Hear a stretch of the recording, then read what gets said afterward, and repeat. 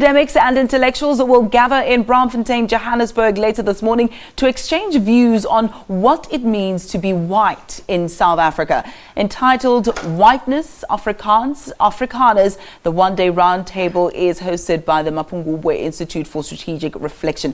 Now, joining us to discuss this further is Professor Steyn and Xhanti Payi, who are both on the program. Yep, that's the question that we're posing to you this morning on your screens. Now, what does it mean to be white in South Africa today? Remember, as we discuss these issues, you're more than welcome to join in on the conversation. 33726 is the SMS number.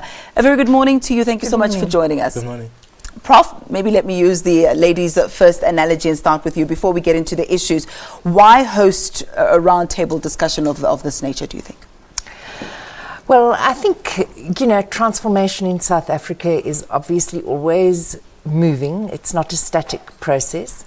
And as circumstances change, and indeed this year we've seen quite dramatic changes again in terms of the ways in which different people are positioning themselves relative to each other within South Africa, a new wave of transformation urgency that's been put on the table.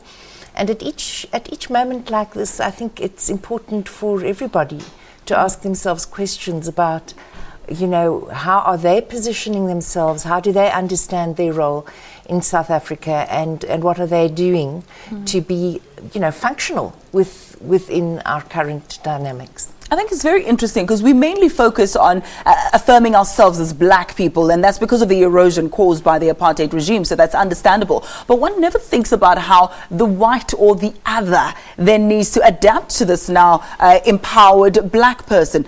Do you think those are dynamics that are creeping up even with the younger generation? Yes, and they're very important. I actually agree with you in terms of how we relate to one another, because part of the problem we have is how we used to relate with one another in the past. And so the conversations that we have to have now is a new way of actually relating to one another in economic terms, in social terms, in very personal terms. So one of the things that we have to discuss is exactly that too, because we've tended to sort of want to move here and say, what do we do now? And not thinking about what it is that we did so that we are here. So part of the, the power dynamic of the apartheid regime, part of the labor dynamic of the apartheid regime, the wealth dynamic, all those things are with us today. And so we need to actually try again and reflect on what has been and how therefore it affects today and how we might actually angle in terms of actually solving those problems. And I think it's quite interesting going forward, because when my director posed that question to me, what does it mean to be white in South Africa? The first thing that came to mind is privilege. But you can't just use that as a blanket statement, because there are some white people in the country who are feeling like they're being discriminated against. They don't get the jobs, they don't get the position in the school, or they don't get this and they don't get that. So what whiteness means to them is disadvantage. So those are the levels that we're looking at. And I know you authored the book, Whiteness Ain't What It Used to Be. How do you navigate your way around that?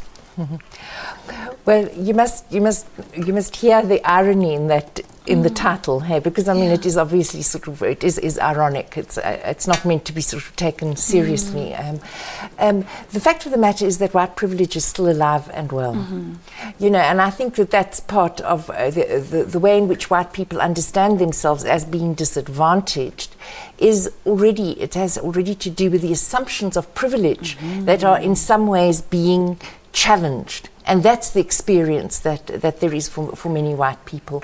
Because even poor white people do still have their whiteness. And whiteness can be understood as a property. It's something that people have, that in some ways opens doors for them and makes gives them a leg up in life. And because whiteness is a positionality that is shaped through the historical experience of dominance, it is a big adjustment for white people to find themselves in a context where they really, the appropriate historical stance for whiteness in South Africa is to be supportive, not to be dominant. Because the main historical thrust of our time is about, as you said, the redress of the past. It's about centering black people's interests. And for many white people, that's an adjustment that they haven't really made. They still feel that it ought to be the other way around, and that white interests still should, in fact, be the ones that people care the most about. That in some ways, if something unfortunate happens to white people, if they aren't in positions of power, this is terrible and awful and unforgivable. Is it just in South Africa or the world at large? No, it's definitely happening increasingly all over the world. It's a big historical flow. The old world order that was established through the periods of colonialism, all right, where the people from Europe and European descent were firmly in control of the globe, is shifting. So whiteness isn't what it used to be everywhere. Xhanti, what do we want as black people? And I say that because I know we can't speak for everybody. Black Twitter, which is, a phrase that's been used for black people who are very vocal about race relations and politics and the like on Twitter, are very vocal about maybe going to a mall and seeing a white person and a fake smile that they give you, something patronizing, some would say. Others are calling for white people to be more apologetic and to live their lives every day apologizing for what has happened in apartheid. And so you see that there are demands being made for white people to behave in a certain manner. What do you think it is that we want as black people if we were to be so arrogant as to put ourselves in a position to speak for the majority of the country? I think it's inclusion. So it's really about inclusion and getting people to participate. So one of the things that apartheid did, and I think the Prof actually highlights it very well in the idea of what white people saw themselves as and where they still see themselves now. If we think about it in a sense where people, for example, want to get some work, right? One of the things that we have around this idea of inclusion is this idea of capital. There are rich people and there are poor people. But we think that's when we talk about money.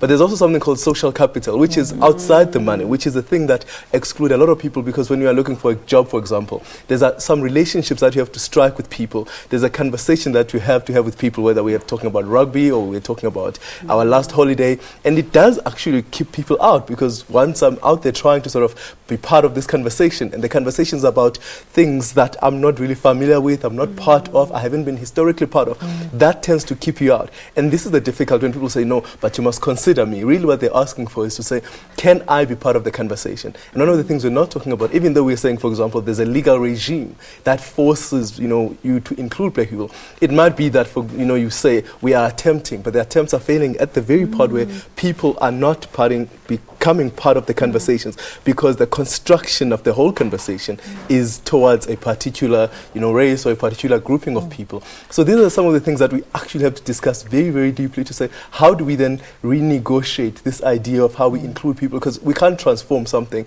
if we don't include people. We hope, for example, one of the things that's also interesting is when we talk about, for example, people asking for more money. They say, look, we also deserve more money. Now, the construction of the way things was that, black people used to earn very, very little. And white people were comfortable with that because it actually worked for them in terms of business, in terms of capital, in terms of growing the economy. Now the conversation around let's raise labor costs is a very uncomfortable one, because it suggests that we have to take away something that they got used to in terms of profit making or capital building and all of those things. So it is difficult to have it, because now it's become an economic conversation, but it actually is more of a political and historical one in terms of trying to actually raise people's standard of living, ability to accumulate wealth. But it does actually go directly in opposition of what people are used to in terms of how they've been accumulating and actually living their lives. What are some of the other topics that will be discussed? Well, this is exactly one of the interesting topics that I find, is actually to say, what is the color of capital today? Because we are looking at it and we're starting to think that, for example, PE has been around maybe for 20 years. Has that actually changed the color of capital in the country? Whether we think about whether we have black women CEOs or we have, black billionaires.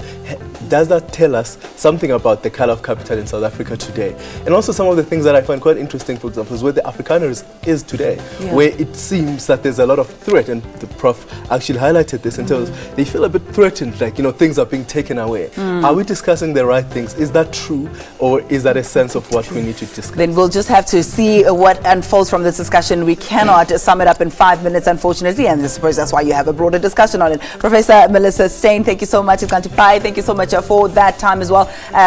Former President Xhanti will open that event in Braamfontein. It takes place a little bit later this morning. It's very, very crucial, especially especially if you look at it. Some companies are willing to pay fines even rather than apply the letter of the law. So the spirit of the law should be adhered to rather than just the letter, because that can always be circumvented. Let's leave it there, at least for now. Quick ad break. Morning Live continues after this. Stay with us.